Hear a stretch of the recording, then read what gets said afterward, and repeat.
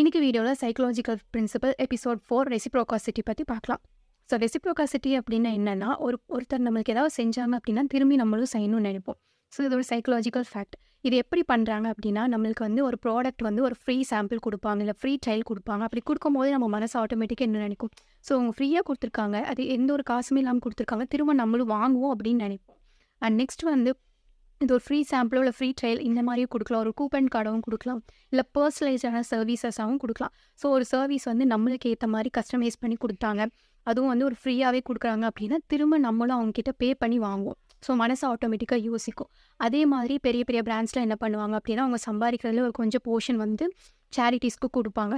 So இப்படி கொடுக்கறது மூலமாக கஸ்டமர்ஸ்க்கு அந்த பிராண்ட் மேலே நல்ல ஒரு ஒப்பீனியன் கிடைக்கும். அப்போ அவங்க என்ன பண்ணுவாங்க, திரும்பியும் போய் அந்த பிராண்ட் கிட்ட போய் அவங்க ப்ராடக்ட்டோ சர்வீஸோ பர்ச்சேஸ் பண்ணுவாங்க. ஸோ இதுக்கு பேர் தான் ரெசிப்ரோகாசிட்டி. அடுத்தடுத்த சைக்கலாஜிக்கல் பிரின்சிபல் சீரிஸ்க்காக